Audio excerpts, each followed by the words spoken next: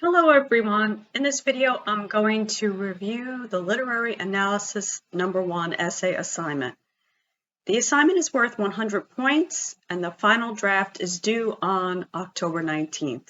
So let's take a look at the purpose of this assignment, beginning with the knowledge that you will gain from completing this essay. So after completing this assignment, you will understand, 1, how to use critical reading and critical thinking to understand a literary work. 2, how poets use poetic devices to shape and express meaning. And 3, how to communicate your understanding of poetry through the act of writing a literary analysis essay.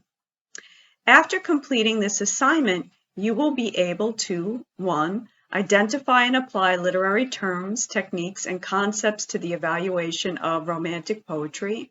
2, use a variety of writing and revision strategies for generating ideas, revising, editing, and proofreading your literary analysis essay. And 3, determine logical arguments and stylistic approaches appropriate to the genre of this assignment, the literary analysis essay. So these 3 skills coincide with 3 learning objectives for this course. Now let's take a look at the task at hand. For this assignment, you will write a 2-page literary analysis focusing on 2 poetic devices in 1 poem. To complete the essay, you will follow the steps below. 1, choose 1 poem from the following reading list: William Blake's The Lamb, Blake's The Tiger, George Gordon Lord Byron, She Walks in Beauty, John Keats's When I Have Fears, Percy Bysshe Shelley's Ozymandias, William Wordsworth's I Wandered Lonely as a Cloud, or Wordsworth's She Dwelt Among the Untrodden Ways. Next, choose 2 poetic devices from the list of poetic devices found in Romanticism. Then return to your discussion forum number 3 post. The forum is open for you to review, and you can also look at other assignments that may help you with this essay, such as your figurative language and strange companions activities, as well as your notes on the poems. Then view the videos, the essay, the introduction, and the meal paragraph to learn about the organization of a literary analysis. Then submit quiz 5 by the end of the day on October 5th. Next, post your introductory paragraph of your literary analysis to discussion forum 4 by the end of the day on October 6th. Practice providing peer feedback by participating in the feedback practice activity by 5 p.m. on October 7th. Next, provide constructive feedback to one peer's introduction on discussion forum 4 by the end of the day on October 7th. Next, review the video, the MLA format, and supplemental material on the MLA format, and submit quiz 6 by the end of the day on October 12th. Write a full rough draft of your essay and create a PDF document for the virtual CTAS class visit on October 14th from 1 to 2 p.m. Instructions for this visit will be included in the Week 7 assignments folder, and we'll discuss the CTAS visit a bit more when we look at the criteria for success. Next, participate in the Next Steps activity by the end of the day on October 14th. And lastly, submit your final draft of the literary analysis essay to the Turnitin link in the Week 8 assignments folder by the end of the day on October 19th. Now let's take a look at the criteria for success. Part 1, the criteria. Writing an effective literary analysis involves the consideration of these 7 criteria. 1, structure and organization. An effective essay will contain the key ingredients of a literary analysis, flowing together to create a coherent whole piece. 2, content and development. An effective essay will contain relevant, poignant, and compelling content, illustrating the writer's expertise on the subject. 3, context and purpose for writing. An effective essay will demonstrate the writer's understanding of the assignment, its purpose, and audience. 4, genre and disciplinary conventions. An effective essay will demonstrate the writer's knowledge and application of genre and disciplinary conventions, including an adherence to the MLA format. 5, control of syntax, grammar, and punctuation. An effective essay will demonstrate the writer's graceful use of language and the ability to skillfully communicate meaning to readers with clarity and fluency, and will be virtually error-free. 6, the writing process. The writer will take full advantage of the writing process including the production and workshopping of multiple drafts for revision and editing. And 7, peer collaboration.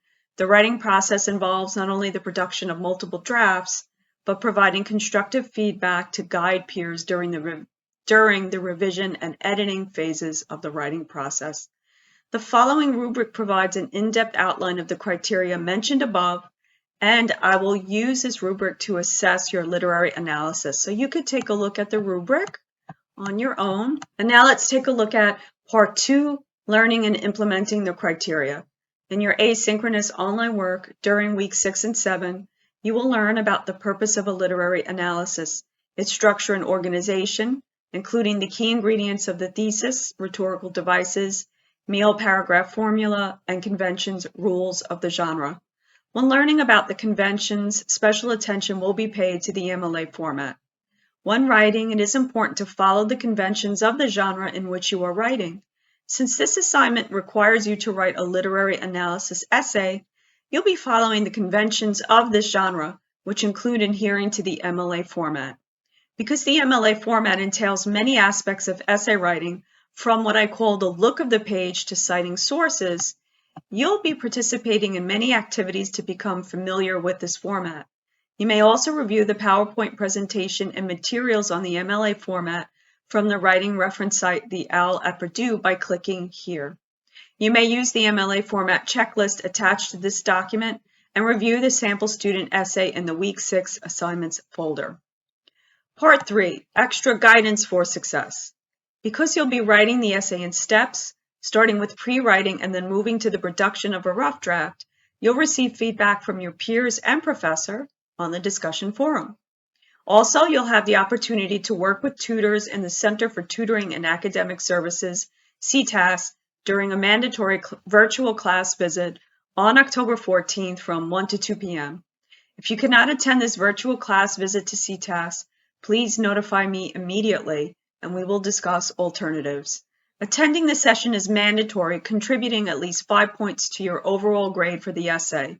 And you can see this on the rubric on page 3 under the writing process criteria. In addition, you may visit me during my virtual office hour on Thursday from 1 to 2 p.m., where you may schedule a day and time that will work better for you.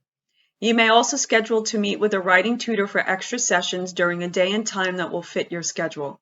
Visit the CTAS Writing Center's website to schedule the appointment. Furthermore, CTAS offers asynchronous tutoring called TigerWrite. You may submit your work and get a response from a writing e-tutor within 48 hours.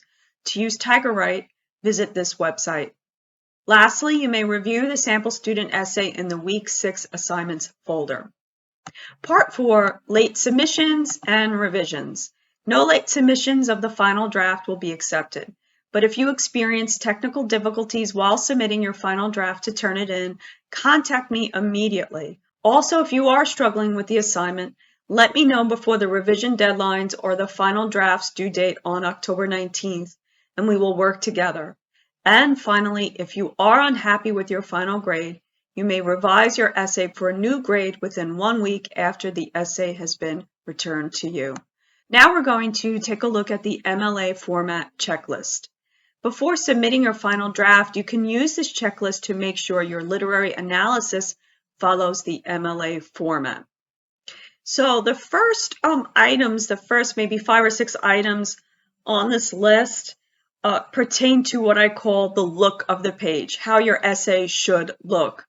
So you'll be using Times New Roman 12-point font, 1-inch margins at the top, bottom, and sides of the page. Your essay will be double-spaced. You'll have appropriate heading on the left-hand side of the page, a title that is centered, your last name and page number at the top right-hand side of the page. Okay, so those items you can definitely take a look at how they're used on the sample student essay.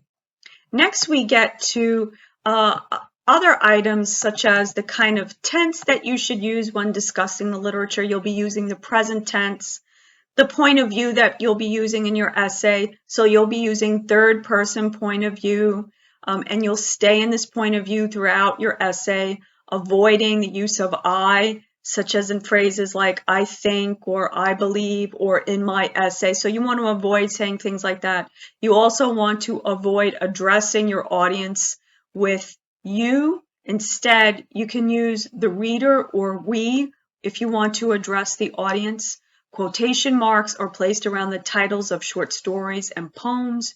You refer to the writer by their first and last names or last names only and not first names, because we are not on a first name basis with the authors. We don't know them personally. Signal phrases are used to introduce the quotations. Quotation marks are used to distinguish the textual evidence from your own writing. You quote the original source accurately. You use block quote format when quoting 4 or more lines of the text. You use the backward slash to indicate line breaks in a poem. You use brackets and the ellipses to indicate omitted material in a quotation. Each new paragraph is indented, and you use in-text citations in the form of parenthetical information that includes source author's last name and line numbers of the poems when necessary, and you'll also include a works cited page with sources listed in alphabetical order and properly formatted. Once again, the work that you'll be doing for weeks 6 and 7 will introduce you to all of these elements and how you can use them to adhere to the MLA format. And this sample student essay also uses all of these elements, so I really highly recommend that you take a look at the essay, not only to see the look of the page, how the essay should look, but also you can look at the essay just to get a sense of how you can organize your thoughts and ideas. Well, this is the literary analysis essay. If you have any questions about the assignment, you can post them in the class questions forum, or you may email me, or you could stop by and visit me during my office hours on Thursday from 1 to 2 p.m. Good luck with this essay, everyone, and I look forward to reading your rough draft.